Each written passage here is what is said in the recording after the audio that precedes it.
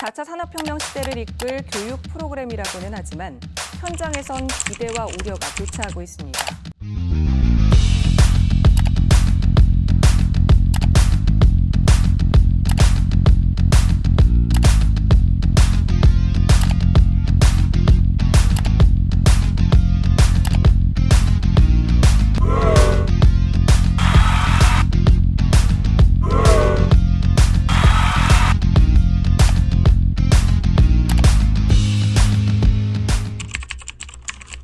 소프트웨어 교육으로 알고 있고 현재 학교에서 수업으로 배우고 있습니다. 네, 한번 들어본 적은 있어요. 아니요, 잘 모르는 것 같아요. 소프트웨어 교육이라고 단어는 알고 있지만 정확히 뜻은 이해하지 못하고 있는 것 같습니다. 소프트웨어를 배운다는 게 교육인 것 같고요. 정확하게 어떻게 가르쳐지고 있는지는 잘 모르겠어요.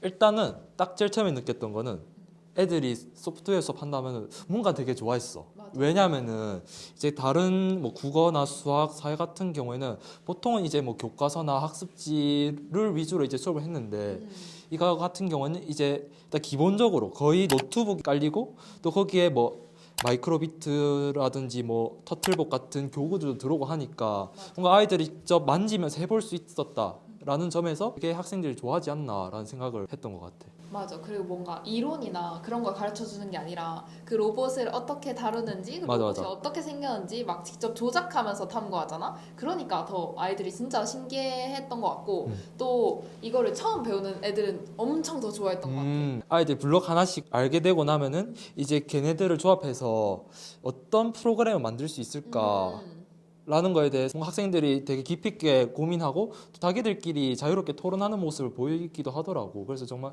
학생들이 잘 응용해서 만드는구나 하면서 조금 스스로 뿌듯했던 것 같아. 맞아. 사실은 준비하는 과정에서 나는 되게 이걸 활용해서 만들 수 있는 프로그램이 좀 한정적일 수도 있겠다라는 생각이 들었거든. 애들 얘기를 들어보니까 이렇게도 쓸 맞아. 수도 있고 우리가 생각 그런, 못했던 것들 다 나와. 아이디어를 조금 오히려 초등학생들한테 얻는 기분? 그래서 이렇게 또 배워가는구나 싶었지.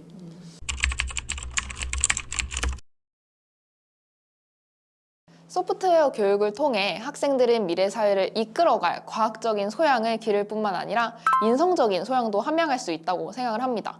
소프트웨어 교육을 통해 컴퓨팅 원리를 이해하고 또 창의적으로 문제를 해결할 수 있는 그런 방법을 생각해 볼 뿐만 아니라 친구들이랑 함께 협동적으로 문제를 해결하면서 배려, 존중과 같은 인성을 또 기를 수 있다는 생각이 들었습니다.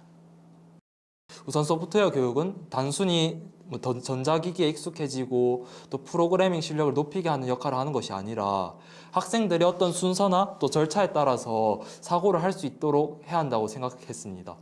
주어진 상황이나 문제를 해결하기 위해서 어떤 프로그램을 만들어야 하고 또 그 프로그램에 필요한 기능은 무엇이고 또 그러한 기능들을 어떻게 연결해야 하는지 등에 대해 고민하면서 문제를 단계별로 처리할 수 있게 된다고 생각합니다. 그리고 이러한 절차적 사고 과정을 거쳐서 학생들이 스스로 생각해낸 것을 프로그램이나 기타 실물로 구현하게 된다는 점에서 중요한 역할을 하고 있다고 생각합니다.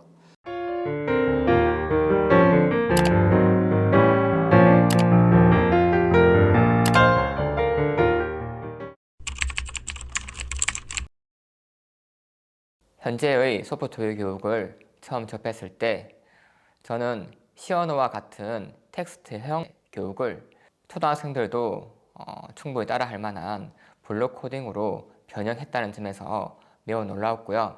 그리고 다양한 알고리즘을 초등학생들한테 가르칠 수 있다는 점에서 매우 기뻤습니다.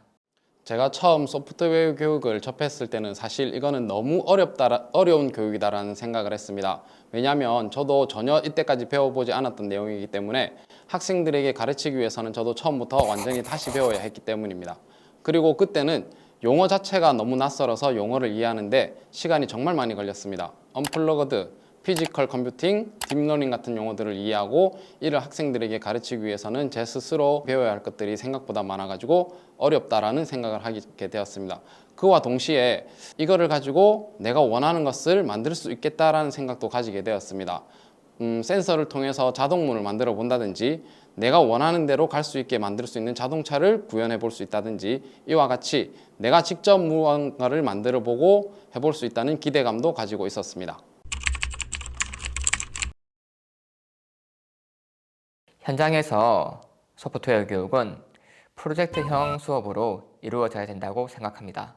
현재 교육과정 내에서는 17시간만의 소프트웨어 교육 시간만으로는 제대로 된 교육을 하기가 힘든 게 사실입니다. 또한 아이들의 문제 해결력 향상을 위해서는 타 교과와 융합한 프로젝트형 수업이 효과적이라고 생각되기 때문에 저는 다양한 프로젝트형 수업으로 소프트웨어 교육을 운영하고 있습니다. 우선 5, 6학년 실과 교과서에 소프트웨어 교육 시간이 배정되어 있기 때문에 의무적으로 5, 6학년 학생들을 대상으로 전 초등학교에서 소프트웨어 교육을 진행하고 있습니다. 그리고 내년부터 AI 교육을 좀 더 확대해서 도입한다고 했기 때문에 학교에서 조금 더 소프트웨어 교육이 심화적으로 이루어질 것 같습니다. 그리고 학교에서는 엔트리나 스크래치 같은 온라인 기반 코딩 학습을 하는 학교도 있고 다양한 피지컬 컴퓨팅 도구를 활용해서 교육을 하는 학교도 있습니다. 그리고 학교별로 창의적 체험 활동 시간을 활용해서 학교 특색 교육 차원으로 소프트웨어 교육을 하는 학교도 많은 것으로 알고 있습니다. 사천시 같은 경우는 교육지원청 차원에서 학교로 찾아가는 메이커 교실 및 사천 팀 메이커 교실을 토요일마다 운영하여 학생들에게 소프트웨어 교육을 체계적으로 진행하고 있습니다. 아이들의 소프트웨어 교육 능력 차이는 타 교과에 비해서 차이가 심하다고 볼 수 있습니다. 교사가 아이들한테 제공해줘야 되는 다양한 수준의 교육 과정이 필요합니다. 또한 기기를 사용하는 교육이기 때문에 예기치 못한 오류라든지 시간이 10분 넘게 내지는 30분까지 걸리는 알지 못한 버그가 많이 발생합니다. 일반 교과 교육도 알찬 수업을 진행하려면 많은 준비와 노력이 필요하지만 소프트웨어 교육의 경우는 조금 더 신경 쓸 것들이 많습니다. 우선 수업할 프로그램이나 도구에 대해 충분히 이해를 하고 있어야 합니다. 또한 소프트웨어 교육의 경우 수업을 진행할 때 발생하는 돌발 상황에도 염두에 두고 수업을 준비해야 합니다. 작년 소프트웨어 교육 공개 수업을 할 때에 학생들과 다양한 프로젝트형 수업으로 기획을 했는데요. 한 모둠의 친구가 그 당시 작년에 유행했던 오징어 게임에 나왔던 무궁화 꽃이 피었습니다 게임을 직접 만들어 보았는데요. 공개 수업 때 같은 반 학생들의 반응과 그것을 지켜본 70여 명의 교사 선생님들이 실제로 해보고 열광했던 모습들이 아주 기억에 남는 에피소드입니다. 작년 사천 팀 메이커 교실 프로그램을 진행할 때 있었던 일인데 그 전까지 제가 했던 프로그램 내용으로 수업을 진행하려고 학생들의 수준을 알아보니까 그때 학생들은 그 전에 했던 학생들보다 조금 더 소프트웨어 교육을 받았던 학생들이라서 수준이 조금 더 높았습니다. 그래서 제가 급하게 수업 내용을 변경해서 수업을 준비를 하다 보니 수업을 준비할 시간이 부족해서 약간 걱정도 되기도 했습니다. 역시나 수업을 진행하다가 코딩 과정에서 문제가 생겼습니다. 제가 코딩 과정에서 문제가 생긴 것을 발견하지 못하고 우왕좌왕하면서 곤란해하고 있었는데 학생들끼리 이야기를 하고 코딩 블록을 요리조리 옮겨보더니 제가 해결하지 못한 문제를 스스로 해결하는 학생들이 생겼습니다. 이것처럼 소프트웨어 교육은 제가 가르치는 입장일 수도 있지만 반대로 제가 배우는 입장이 되기도 합니다. 이게 바로 소프트웨어 교육의 특징이 아닐까라고 생각을 합니다.